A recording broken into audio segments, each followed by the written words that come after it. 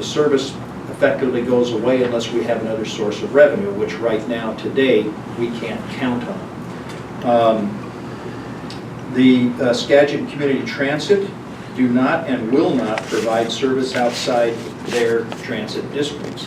And case in point is what Ms. Johnson was talking about is connecting to Island County. And in conversations that I've had with staff, one of the reasons politically why they are resistant to coming into, they're in their territory, but coming, let's say, to Deception Pass, they put a fixed route in there. That means they have to serve paratransit in that area. They don't want to spend the money for that. So therein lies, when you start drilling into this stuff, the devil is always in the details, and often politics gets in the way. It's part of this life here. So the only way out of this, I'm not going to say the only way out of this, but one of the ways that we really need to consider, and we need public support on this too, is to contact your legislators, Norma Smith, Dave Hayes, Senator Bailey, and actually Representative Hayes has committed to me that he would be willing to sit down and help negotiate an agreement with the other transit districts so that we can have seamless connectivity with the other transit districts, and the public deserves that. Public transit is to connect people from one point to the next point efficiently and seamlessly. Otherwise, there's no reason to really have what we would call a connecting service. The amendment that's before the legislature in the transportation budget right now, it really serves benefits Skagit and Camano. Excuse me, Skagit and Community Transit. Let me say that again. That amendment benefits Skagit Transit and Community Transit. It does not benefit Island Transit. I don't see where we're getting a nickel out of that. And in fact, we're backfilling the money that's being pulled out for the 411. The 411 is important, more probably as important as anything. There are ways that Community Transit and Skagit can pick up the overlap, and we talked about this in our resolution about our recovery plan. It's to the benefit of the taxpayer to eliminate redundancies because it costs money. We can do that provided we get really strong help from our legislatures and cooperation from our neighbors. The analogy that I used yesterday when I was talking with staff is this is really the situation that the community is in, and so is Island Transit. I'm going to say the community and Island Transit. Imagine yourself being in a life raft. You've got 4 quarts of water out there. Nobody knows where you are. You don't know how long you're going to be there. We've already drunk 1/3 of our water, and we still have to parcel this out. If we go with proposal continue our regular service, we're going to drink that water before the year is out. If we go with proposal number 1, we're going to drink that water before the year is out. We're not going to get rescued. We're not going to be able to have a plan. We won't even be able to find efficiencies in here if we want to drink that water today and tomorrow. And so I am going to support proposal number 2 so that it gives us some time to continue through our recovery. And I think part of the formula that plays into this is we need to, number 1, notify the public that there's on certain routes there's going to be a fare. And I agree with Mr. Hanel. Comments that I hear from people is they're willing to pay. They're willing to pay something that's reasonable, that's commensurate with that service and comparable to what other communities pay. So we don't know for sure what our cash flow is going to be. We have a target, and it's time to make a decision so that the staff then can build on that target, and we can also enhance this. And I would certainly support the Saturday service if we can improve our cash position, improve our known cash position. That's all I have. And with that, I will, so we already had public comment on this item. So to move this along, I would entertain a motion. I would make a motion. Well, I just wanted to make, can I just comment real quick before we take in and move with proposal 2? I would propose that there be formal letters from Island Transit and signed by the board, directed to Senator Bailey, Representative Smith, Representative Hayes, and for that matter, Rick Larson and the whole, anybody else you can put out there that's signed by the board, saying that we are making these cuts, we're gonna stop service to this stuff because it is not being funded. Or verbiage already, but I believe there be, and also that formal letter could be put out in a press release to the public. I This is why we're support doing that. this. I do. I don't think we need a motion to do No, that. I'm just saying, I we're think just we need to do that. directing staff to prepare that, and because it deserves a press release, they deserve heads up on this thing, and it's going to trickle down to why we're going to be charging fares.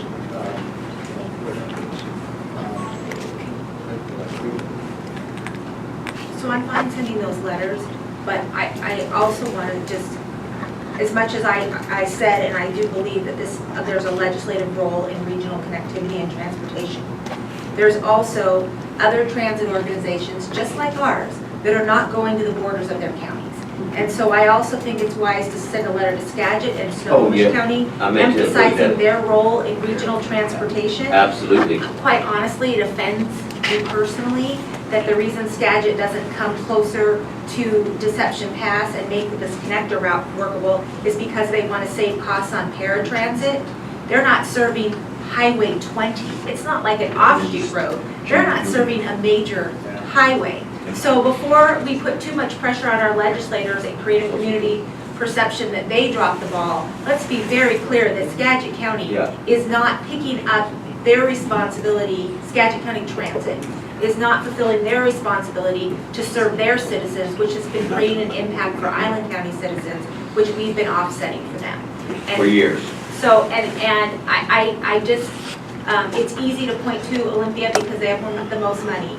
But in this instance, our neighbor has a healthy fund balance and a responsibility to serve their citizens, and they're not doing it. We all feel guilty because we're cutting a service when in fact, they're not doing their initial step of providing something that I believe is their responsibility. Yeah. And to that point, and I'm sure that Skagit Transit, just like us, because for paratransit, we do get an amount allocated monthly to help offset paratransit. I'm sure they get that same amount, so they should be serving their paratransit people. So I concur, yes, these letters should go to them, but also I think it's imperative that our state representatives know that those paratransit people are no longer being served. I think the staff can craft a letter that includes our government representatives and Skagit and community transit to include that. Those will be two separate letters, correct? I don't know No, that, they I need to think be. you could put that in On one. one, tell the story in one letter. Yeah, they'll get the message. And CC their board of commissioners, each county as well. So with that, I would make a motion to change the 411 service to reflect what's suggested in proposal number 2. Okay, we have a motion by Ms. Johnson to modify our budget and our routes as presented in proposal number 2. And that, the second came out of Ms. Henderson, so Ms. Henderson seconded that. Is there any further discussion regarding this? I'd just like to say that I got excited when Dave Hayes' announcement came out. I think like all of us, I kind of wanted to be a heroine on this situation, or a hero, to be able to keep this route going. I've spent a lot of time on the treadmill, well you can't tell, thinking this through because I did not want to have to cut service, but I do believe that it is in the best interest of Island County citizens for long-term sustainable service, and that has to be our priority. Okay. So having a motion and a second and comments, any further comments? I think it's time to wake up those people over there. Yeah, all right. It should do that. Is there a call for the question? There's a call for the question for Ms. Johnson. All those in favor of this motion say aye. Aye. All of those, any opposed, same sign. This is a unanimous decision to accept proposal number 2 as presented in this draft report affecting the 411 proposals dated May 21, 2015. Thank you very much, staff. And with that, we'll move on to business item Mr. Chairman? number 2. Yes. We do have some time constraints or time considerations relative to that decision. We need to have public meetings to inform the public of the changes, and we need some time to change or to add those eliminated services to our timetable. So tell us what kind of time you need to That's what affect I'm this. trying to go through in my head. We're shooting for August 1. August 1st? Okay. Now, let me ask you this, the funds run out July 30th. Don't you have to tell them something much sooner than, no, June 30th? June 30th. Don't you have to tell them something much sooner than August? Well, so we would have to let the community know, but we've been pushing all along to try to come up with this decision because it takes us some time to get the materials in place that we need to make this happen. If we're saying July 1, then, I mean, we would do whatever we would have to do to try to make that happen, but we may have some time constraints. We have a couple things to consider, schedules, the community meetings, as well as operator shifts, assignments, and things like that. So you're telling me, you're telling the board that it's possible July 1? What, Well, wait a minute, I asked him a question. We would prefer August 1, and that's why we've been pushing this Okay. for a couple of months. Then where do the funds come from if we go to August 1? I think it comes from fuel savings, which right now is still happening, but the price of fuel is going up. So I think we can handle it. Entertain a motion to set a timetable on this so that it's defined when this is going to go into action. I would make a motion that we make this route change effective with August 1st. That gives you ample time, you sure? Yes. And just, well, I'll wait till there's a second. So I Is got there a second? Okay, there is a second. There's a motion by Mr. Hamilton, second by Mr. Allen. Any further discussion? Yes, we had discussed it in a couple of meetings prior about continuing to fund the 411 out of our cash flow for another month or two while we made our decision on this. So this is not like it was unexpected. We knew it would take time, so I think August 1st is very reasonable. Fair enough. Any other discussion? Jill, certainly you had a thought. I do, but I was going to try to discipline myself and not share it. Okay. The only thing I would say, as we were talking about the scheduling and outreach, is I think it's going to be very important to communicate on Camino Island that what is being done on Whidbey is giving them the same level of service that Camino currently has. And so in the explanation, it's not that Whidbey is receiving 411 services and Camino Island is not. In fact, I would suggest changing the number if that's possible, and I don't even know how complicated that is, so that there's no implication out there that one island's receiving something that the other isn't, that both islands are receiving full on-island service, and that's what we're committed to, and that's my thought. Good point. And one more thing for discussion, because I know there's going to be public meetings involved. And for reasons that I'm not going to discuss here, public meeting on Camino Island will be held in a nice public forum, such as the Blue Building. Agreed. Thank you. I don't know what that means. But I Don't agree. We'll do it in my office if we have to. I had a comment, just in answer to your question, as far as Camino services, there's at least 13 times from where you're talking about getting to Terry's Corner. So pretty much all day from 6 in the morning to about 5 at night on the hour that you would be able to ride from the annex down to Terry's Corner. Rock on, that's all I wanted to hear. I don't really care about it. Yeah. All right, so I'll entertain well, we have a motion and a second regarding August 1 is the trigger date for implementing this action. Any further discussion? Hearing no further discussion, I'll call for the question. All those in favor say aye. Aye. Any opposed, say aye. There are none, it carries unanimously. I voted by waving my hand. Mr. Chairman? Yes, sir. Clarification before we move on. The staff is willing and able to look at the Saturday ideas that were presented here. Would the board like us to come back with proposals or ideas about Saturday service? This board member would love it. Limited Saturday service, you get a couple of routes a day. Make a lot of people. And this is the time to do it, because we're gonna have a captive audience that isn't going to Skagit and Snohomish to spend their money, so let them spend their money here, which will increase tax revenue, which our .9 funds will go up. So there you have it.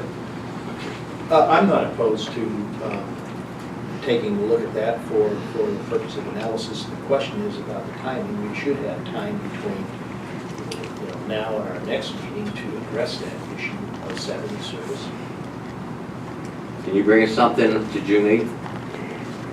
Is that the workshop? That's the workshop. Yeah, and we can take action on a workshop if we call it a special meeting, special session. Special meetings. So I just adore your enthusiasm about things, so, We're gonna leave.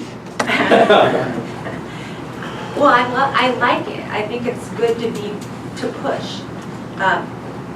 I would say that this board needs to make a strategic decision about fund balance, where we want to be in fund balance before we start adding new service. And so if our goal is actually to have a cash reserve of 2 months or 3 months, that I think it would be prudent upon us to make that decision, get our cash balance to that level, and then explore expansion of service.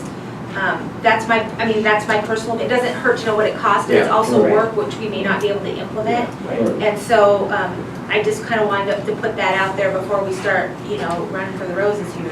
Yeah, no, I just want you to know. And his comment was still taken, that this is, we want to see what it would cost. Yeah. Because we can adjust it and move forward. Yeah. Well, Frank will get an idea, he'll implement tomorrow. He's a goer. Well, you have a Maybe vote Chief. too. Navy Chief, on time and everybody. All right, let's move this along. Thank you for your June comments. 8th, we'll bring something back. Thanks. Okay, business item number 2, this is a discussion of possible action regarding the Honor-Transit fare study. Yes, Mr. Grassman. Mr. Chairman, I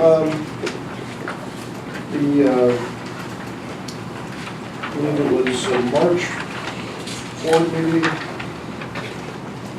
April workshop, one of the other, maybe both. Commissioner Hanold had requested staff develop an RFP for fare study to analyze the implications, the effects, what would be possible revenue generated from fares, what should the fares be, what type of fare system, and so on. I've included in your board packet what I believe to be the important elements of a RFP for a comprehensive fare study that would look at all the various angles of what's involved in collecting fares and what the reasonable amounts of those fares should be. This would be a consultant-type project. Again, it involves, it's a cost item. I don't know that we could get a good product for much under $50,000, maybe 30 to 50. There's a lot involved in going from nothing to a full-blown fare system, regardless of whether it's automated or not. There are a lot of impacts, a lot of concerns, a lot of issues. I provided in your packet also a one-page list of considerations that are important when we're considering a fare. Certainly, I think there's not much doubt that there will be a fare system in place at some point in time, but there's a lot of work to get there. And it needs to be properly scheduled and properly planned to make it effective, number one, and number two, to make it as acceptable as possible to the community. So the RFP is before you. If you have any questions, I'd be glad to answer those. All right. Any comments from the public? We'll open a public comment period. Yes, ma'am. Just state your name, please. Diane Bolton, I'm from the Langley area, and I'm a retired transit operator here in Island County. I think, and I don't know, I haven't seen the numbers of whether a fare makes sense or not, but I think I have to be careful of unintended consequences. And one of the things as an operator I know is the Route 1, starting in Oak Harbor and going to meet the ferry at Clinton, is scheduled for an hour and 20 minutes. And in the afternoons, as it is now, we barely make that. We're often rolling into the ferry at 28 after. So consistently, even without picking up a wheelchair on the way, you're 10 minutes behind. And with a fare, that schedule's not going to work at all. It's just going to have to change. So people aren't going to make that ferry that they used to make. Some of the Oak Harbor runs may also have the same problem. They're tightly scheduled, and the schedules there would have to be changed too. And that's sort of the practical aspect, but also kind of on the Whidbey Island aspect. People, there's a different way of life here, and people appreciate that way of life, and part of that has been the fare-free system.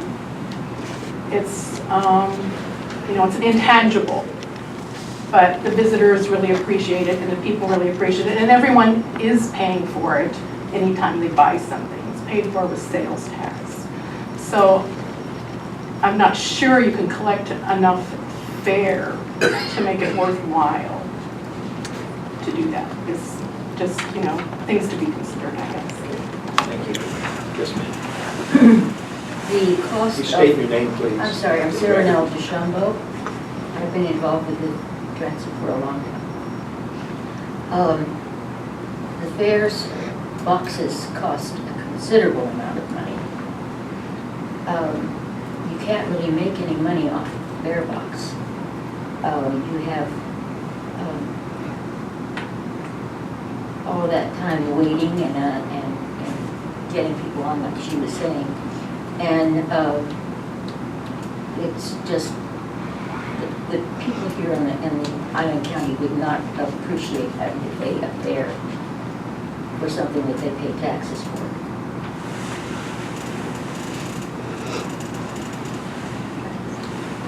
Is that all? I think so. Thank you. Mr. Freeman had his hand up. Bruce Freeman, when I first came here 5 years ago, I was very involved, and I've stayed involved with Island Transit. I've been so involved that I've actually gotten on the buses in Oak Harbor, and I've ridden down to Clinton to the ferry, and I've ridden back, and this has been Mondays, Tuesdays, Wednesdays, Thursdays, Fridays, etc. And what I found, the largest number of people I found on the bus that I rode, I think I picked it up at 5 or 5:30 at the Walmart station down to Clinton, was 27 riders made it to Clinton, or got on the bus from Walmart to the Clinton. I'm not saying this is all of them, but this is the ones that I rode. And almost half of those were school children or teenagers going from point A bus stop to this other point B bus stop, which just happened to be the next stop, to ride the school bus with their friends. I'm a believer that there should be a fare involved with the transit system. There's no transit system out there that pays for itself through their fares. But it's a matter of offsetting the cost so that it's fair and equitable to all. Thank you. My name is Linda Tom, and I'm a retired county financial analyst. And when I addressed the Board of Supervisors, I couldn't lecture them, but as a member of the public now I can. So I believe that we need to go to fairs, and that some of these issues that are being brought up need to be, part of the study that you're undertaking. And yes, there will be savings, one-time savings on selling assets, but you cannot use one-time money to finance ongoing operations. And to me, the primary thing that Island Transit needs to do is provide a service. And with the revenue that we have, the ongoing revenue, we cannot provide the service that our residents want and need. And yes, some of them are willing to pay for it. And just another side, in the city of Santa Barbara, and it's Santa Barbara County exec I work for, the city of Santa Barbara, they have a free bus that runs around, electric trolley, and it was free until they had people who rode it all day to stay out of the sunshine or just have a nice ride, and they started charging 25 cents per ride, and the free riders dropped off. So some of the children will drop off too if they have to take the school bus and can't just take a free bus. So all of those issues will be addressed in the study. I'm very much supportive. Thank you. Sir, state your name, please. Brian Martin, and I'm a Orca rider. It's a very convenient form of fare. You can use it interchangeably with community transit, with EverTransit, and you can ride all the way and schedule your ride to Olympia with an Orca card. You can use it with Washington State ferries. So the time is coming, but make the fare seamless. Thank you. Any other comment, Dale? Well, we all know that it was not the not charging fares that got us in our financial mess right now. That wasn't really a deal with it. That would have been spent also. But for the getting up and down the island, with the bus schedules, it would be hard to put a fare system type on there and have buses make where they gotta go. But that'll become a scheduling, everything can be rescheduled around that. I've talked to so many people again and again on why do we need to have a fare study? How much is that going to cost, and why do we need to have that? It's pretty much an agreement that we should be charging a fare. Or at least for, a lot of people in Island County, and I get it. I more go towards the not having to charge a fare, because you are paying a sales tax, so that may be voted down when you start charging a fare. I've heard that rumor. But the if we're gonna charge a fare, Orca may be something for how much that's gonna cost. That may be something for down the road. But when you can easily get a little card like this, and all you got to do is show it when you get on a bus or what have you, it's a money saver. See how it works, type of thing. Instead of spending how many hundreds of thousands of dollars for an Orca system. Thank you very much. Any further public comment? I'll close the public comment period, and I will start by making some comments first before I address the board. And this time, in fairness to people to speak back and forth, we'll start with Jackie. But before we do that, the fare thing versus the tax, okay? 0.9% of 1% is for support of this system. It's obvious to all of us through these discussions that it's not adequate. We have a choice of either increasing or try to increase the tax, and I think that we are limited at 0.9% right now. So this is not an optional thing. It appears to me that we need additional revenues, both from the source of improving our efficiencies and collecting moderate fares, recognizing that the fares will never make it profitable. It's a supplement to what our cash flow sources are right now. And the other thing is members of the State Transportation Board on that committee, and even Skagit and Community Transit, are watching what we do in terms of fare. They expect that we should charge fares if they are charging fares. And from conversations that I've had with some of the Whatcom representatives and not Community Transit, but Skagit, they have a negative thought about them participating in our program when they're charging fares and we're not. There is a resistance in that. And then also comment regarding Orca. Community Transit, correct me if I'm wrong on this, but Ken, Community Transit and Skagit are in the near future process of changing their card system.